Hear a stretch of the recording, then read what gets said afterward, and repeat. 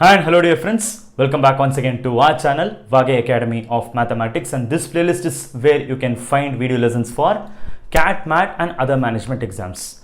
This session we have an interesting question from the concept of time, speed and distance. Yes, let's directly get into the problem. Our question here is, if a person increases his speed by 40%, he can save 12 minutes to reach his destination. Then what we are asked to find is, find the usual time taken for him to reach the destination. This is going to be the question. So you might have seen these kind of questions very frequently, and also this is going to be a very basic level question only. Yes, so it is just a comparison of speed and time. So when distance is kept constant, so when the distance is remaining unchanged, so how the speed and time, they both are going to vary. To explain that variation is what we have this question. So let us see some interesting approach how we can solve this problem. Yes, we'll proceed. So first of all, let us just try to take the data in a comfortable way. Fine, yes. So a person is going to increase his speed by 40%. That is how the question is starting. Yes. So in the case, what we will try to do here is, we'll take both the cases. That is, one is the usual case and now the new case. Okay, yeah, fine. So they are comparing the speeds from usual case to new case. They're just comparing it, right? So what we will do is, I'll just maintain a column for speed. So how are they comparing? When the speed is going to increase by 40%. So this is going to be the usual speed, and this new speed, how is this new speed? This is going to be 40% more. That way they have compared. Okay, let it be as it is. Now come to other part. What they're coming to tell there is, we'll continue the question. He can save 12 minutes to reach the destination. So that is, now they're comparing the time taken. Is the point clear?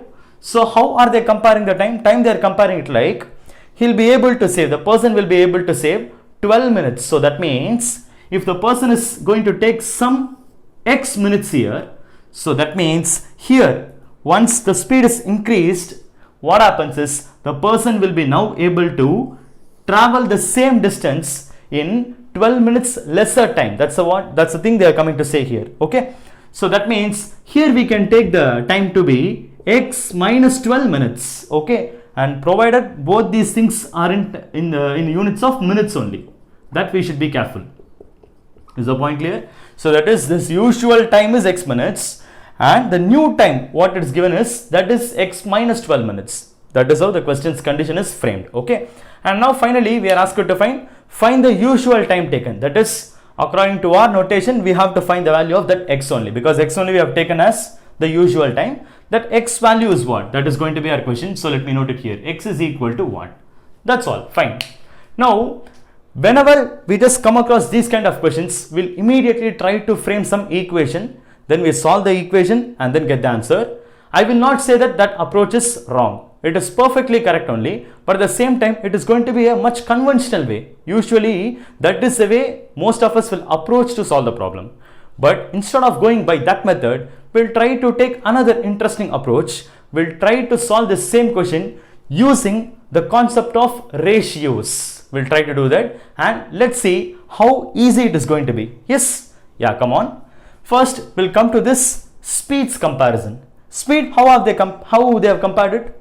Speed they are given like, usual speed is something, and the new speed is going to be 40% more. The speed is increasing by 40%, right? That's how it is given, right? So in that case, I'm going to take that original, the usual speed to be some 100%. No matter what it is, don't worry about whether it is 40 km per hour, 50 km per hour. We don't have to worry about that part. It is just some 100%.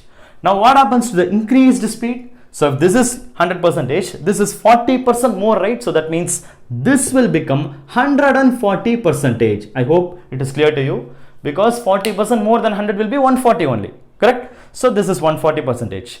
Now we got a clear comparison between the usual speed and the new speed. This is 100%, this is 140%. Now immediately what we will try to do here itself is, we will take the ratio of these two values. Let's try to do that. So 100 is to 140. You can easily take the ratio, right? Because we have got 0 and 0, we'll just cut it. So we'll have 10 is to 14, and once again we can even shorten it as 5 is to 7. So that means we are getting the ratio of the speeds to be 5 is to 7. Okay, we'll have it as it is. Now here one point we should be very careful. There is something constant here. What is that? Of course, the distance traveled. So the distance is going to be a constant here, right? Okay, so kindly remember that when distance is going to be a constant, what happens to speed and time? They both will be varying in an inverse way. That means there will be an inverse variation between speed and time. So when distance is a constant, let me write it, distance is a constant. So definitely what happens is, when speed is going to increase, time will decrease. The same situation is what is happening here. Correct? So in that case, they both are going to vary inversely. So what happens to the ratio is, the ratio will also become the inverse. So that is, here speed's ratio is 5 is to 7. So the time ratio is going to be exactly the inverse of that. That is 7 is to 5. So that is, this usual time is like 7 units and the new time taken will be like 5 units. This is how we have to take.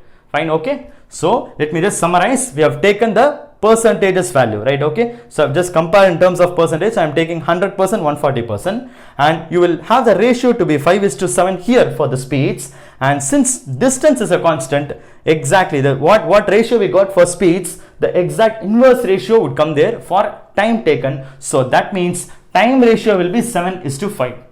Now this usual time is like 7 units and this new time is like 5 units. That's it.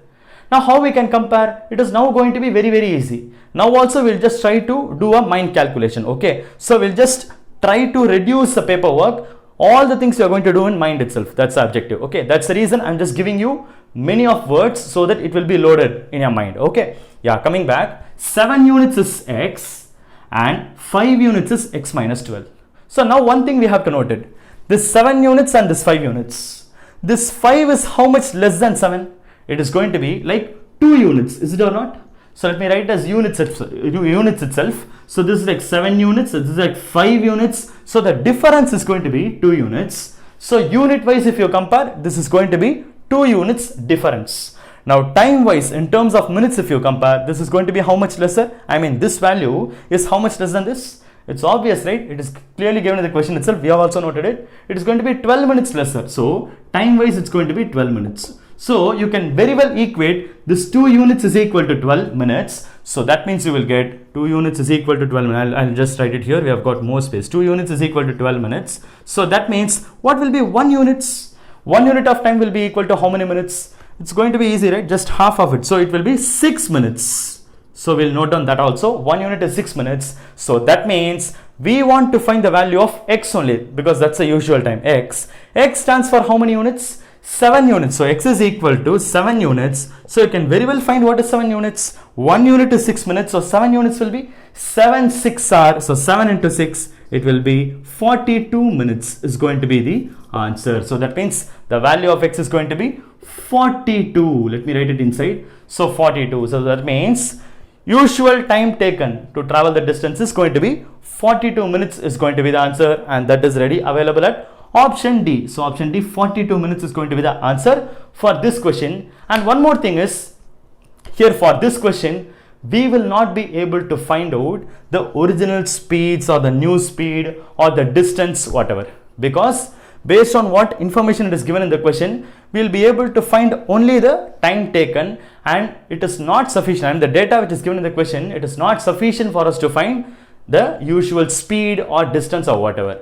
So just by comparison, we are just finding out the time alone we can find, and that is what we also found it here, and hence answer is 42 minutes is the answer. I hope this approach we used in solving this problem using that ratio, it is clear to you. And if at all any doubts, you are most welcome to comment it in the comment box and try to do similar problems in the same approach. So you may come across many problems like comparing this time and then speeds and everything like this, keeping distance as a constant. In all those kind of problems, this approach you can apply. Surely it will work out. Okay, yes. So they compare speeds and time. So the thing is, you just have to invert the ratio. That's it. Okay, yes. So using that property is what we are just solving this problem. You can try any of these questions, like any similar questions, you can try this and see whether it is working out. You can comment it in the comment box again. Again, we'll catch up in some other session with some other interesting question. See you soon there. Thank you so much.